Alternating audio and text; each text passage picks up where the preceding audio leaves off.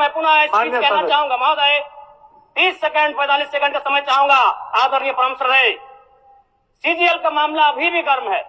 यदि सरकार को लग रहा है वो सच्चे हैं तो सांच को आंच क्या करा लीजिए जांच, सांच को आंच क्या करा लीजिए जांच। और अब तब तक बहाना दीजिएगा कि ये विपक्ष की साजिश है।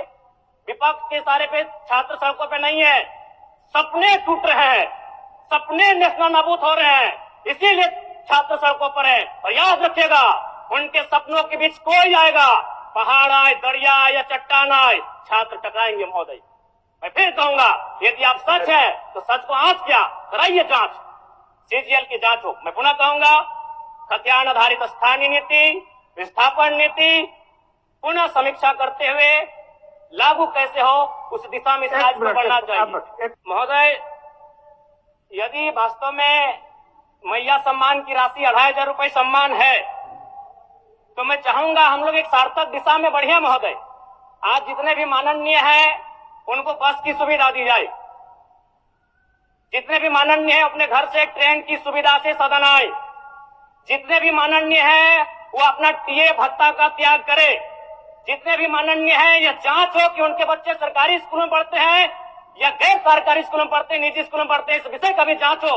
अगर उसमें अगर कसौटी में उतरते हैं हम कहेंगे ये मैया सम्मान योजना है, और नहीं तो इसे केवल और केवल जिस सपने के साथ ये राज्य अलग हुआ था वो सपना कहीं ना कहीं अधूरा होगा महोदय। 2500 रुपया सम्मान की कसौटी नहीं होगा।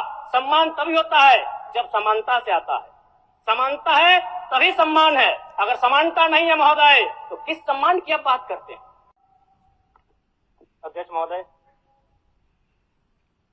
आदरणीय मुख्यमंत्री को दोबारा बहुमत से चुनकर आने के लिए भी धन्यवाद।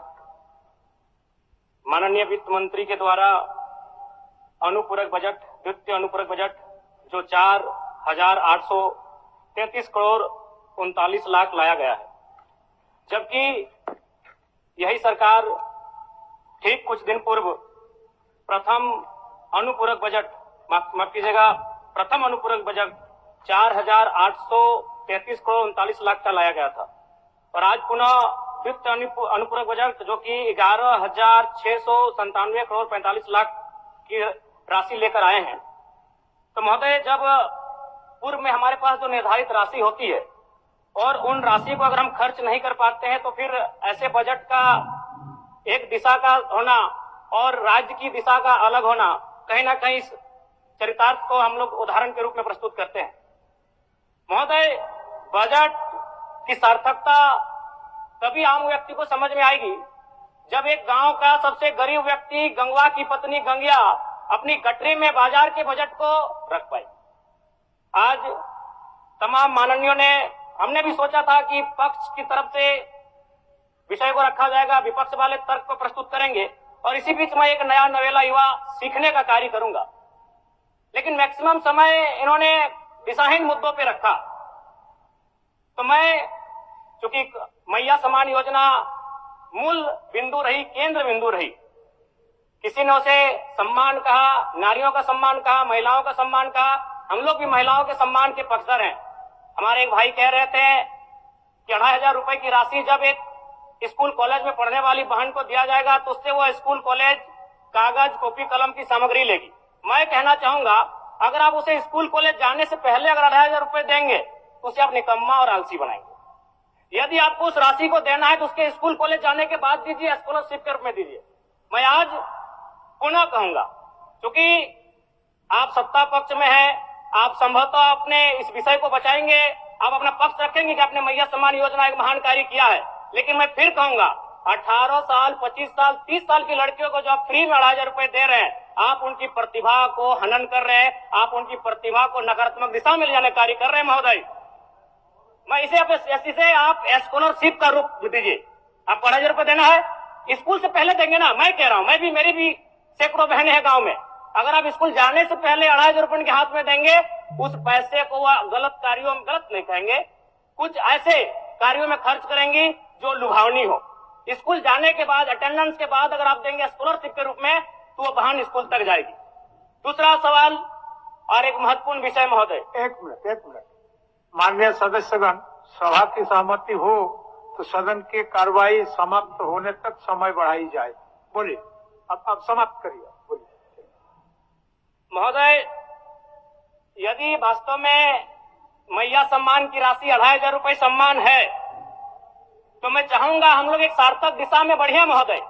आज जितने भी माननीय हैं उनको बस की सुविधा दी जाए, जितने भी माननीय हैं अपने घर से ट्रेन की सुविधा से सदन आए, जितने भी माननीय हैं वो अपना टीए भत्ता का त्याग करे, जितने भी माननीय हैं यह जांच हो कि उनके बच्चे सरकारी स्कूल में पढ़ते हैं या गैर सरकारी स्कूल में पढ़ते हैं, निजी स्कूल में पढ़ते हैं, इस विषय का भी जांच हो।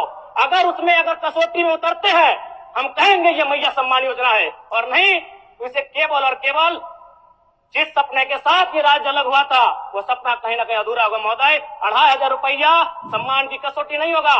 सम्मान तभी होता है जब समानता से आता है, समानता है तभी सम्मान है। अगर समानता नहीं है महोदय तो किस सम्मान की आप बात करते हैं महोदय? मैं पुनः इस चीज कहना चाहूंगा महोदय, 30 सेकंड 45 सेकंड का समय चाहूंगा। आदरणीय परम श्रद्धेय, सीजीएल का मामला अभी भी गर्म है। यदि सरकार को लग रहा है वो सच्चे हैं तो सांच को आंच क्या करा लीजिए जांच, सांच को आंच क्या करा लीजिए जांच।